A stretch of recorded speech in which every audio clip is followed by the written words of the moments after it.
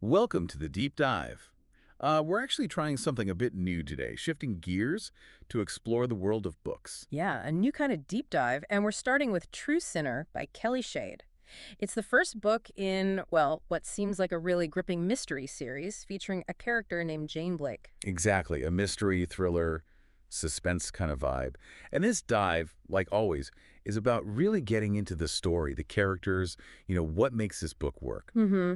Understanding the nuts and bolts of the storytelling, the suspense building. So, True Sinner, it's throws us right into the life of Jane Blake in Los Angeles. She's described as witty, beautiful, Mm-hmm. but she's a con artist, a really skilled one. Right, and that past, her background as a con artist, it seems like it's really shaped her, made her deceitful, definitely untrusting. Which is fascinating because those same skills, reading people, navigating lies, apparently make her really good at solving complex crimes. It's a great hook, isn't it? The idea that, the same abilities can be used for totally different ends. Good, ill, depends on the situation. Makes you think about morality and skill. Absolutely. And her whole world, this life she's built, kind of gets turned upside down when she runs into Ryan Gray.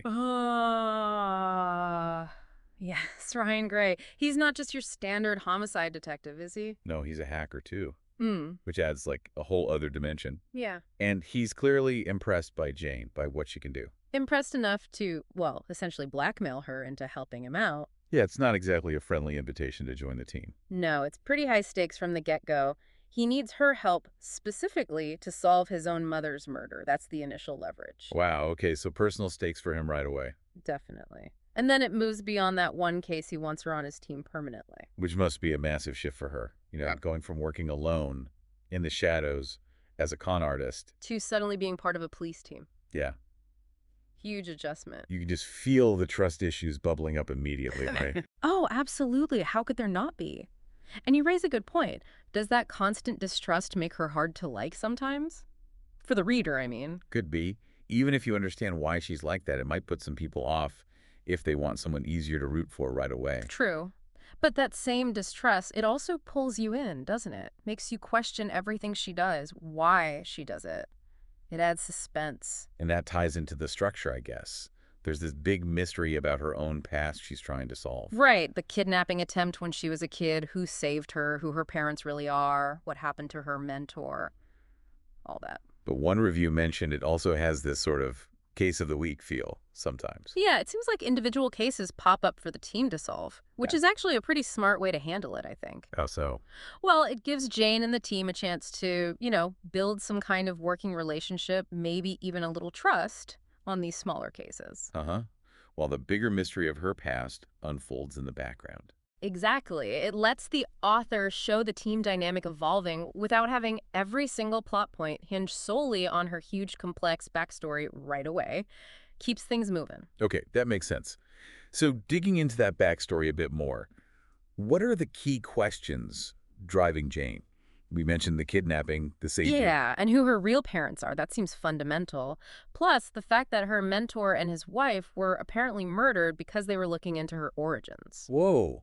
Okay, so serious danger tied to just asking questions. Right, and she was explicitly warned off, told not to dig into it, which of course probably just makes her more determined. Naturally.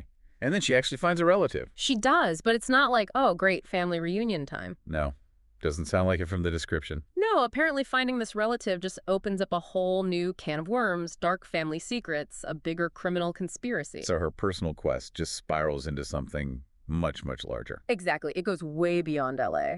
Classic thriller stuff, really. Lots of potential for twists. Sounds like it.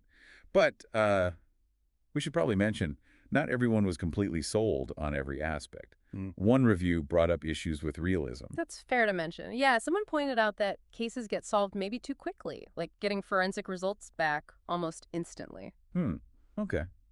Stuff that might bug readers who like really gritty procedural accuracy. Potentially, yeah. If you prefer things a bit more grounded, that might stand out. Another critique mentioned needing maybe another round of editing. Polish. Right. Good to have that balanced view. Yeah. So plot aside for a second, the characters seem like a big draw here, especially Jane herself. Oh, definitely. She sounds like a great mix. Strengths, flaws. Witty, beautiful, obviously very cunning as a con artist. Those skills translate well to detective work, apparently. Uh-huh. But then there's the flip side. The distrust, being a loner, even if maybe deep down she doesn't want to be, that makes her complex more real. And then there's Ryan Gray, the hacker detective who brings her in. Right. Described as the yang to her yin. So opposites, maybe, but complementing each other. Suggests conflict, but also maybe a powerful team up. And he's potentially her kryptonite. What do you think that means? Could be a few things. Maybe she has a vulnerability when it comes to him. Or maybe their connection itself is a kind of weakness for a loner like her. It's intriguing. Yeah, that dynamic sounds central. What about the rest of the team she joins? Are they fleshed out much in this first book? We get introductions. There's Hunt sounds like an old school cop type, maybe carrying some baggage from a past tragedy. Okay. Valdez, who seems very career driven, and Carter, an ex-sniper, maybe brings some humor, but unlucky with women, apparently. Oh, okay. So supporting players. Yeah, it sounds like maybe they get more focus in the later books.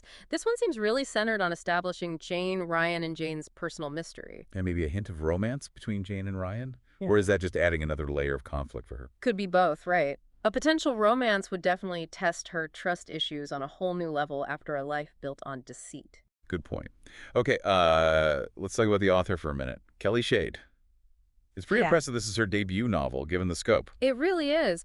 And her background is interesting. She writes other stuff, even music lyrics, but she studied psychology, human behavior, criminal psychology. Ah, okay. Yeah. You can see how that would feed right into writing a mystery thriller, understanding what makes people tick. Absolutely. And apparently the idea for Jane Blake was percolating for years before she actually started writing it. And it started as just one book, Yeah, she thought it'd be a standalone, but the story just got too big, too much to fit in one novel. which suggests a pretty rich world and character arc she had planned. Seems like it.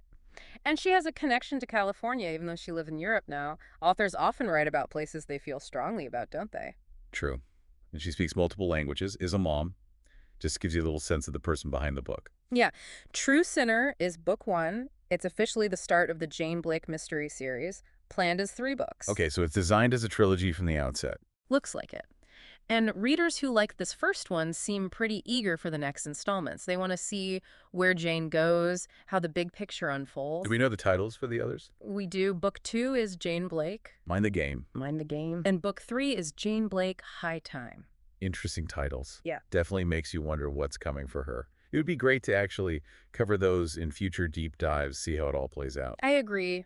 True Sinner definitely lays down a strong foundation. There seems to be a lot of room to explore Jane's character, her relationships, the whole criminal conspiracy thing across the series. All right, so wrapping up our first look at True Sinner and the Jane Blake series. What have we got? A fast-paced mystery, definitely lots of twists, promise. And a really intriguing main character in Jane, her backstory, her internal conflicts, that seems to be the engine driving it. Yeah, it feels like the start of something with real potential, especially if you're into crime fiction with strong, complex female leads. And we noted the positives, the suspense, the character, but also kept in mind those comments about realism and maybe needing a bit more polish on the editing side, balance. Right. So if you like your mysteries with a morally gray protagonist, Yeah. someone operating in the shadows but pulled into the light, and you're looking for a new series to get into. True Sinner could definitely be worth checking out. Yeah, we're definitely curious to see where the story goes. Maybe we'll tackle book 2 next time we dive into this series. Sounds like a plan. So thinking about this first book, True Sinner, it leaves you with a question, doesn't it? Considering everything Jane deals with, solving crimes, uncovering her past, what do you think the biggest sin really is in her story? Is it a specific crime?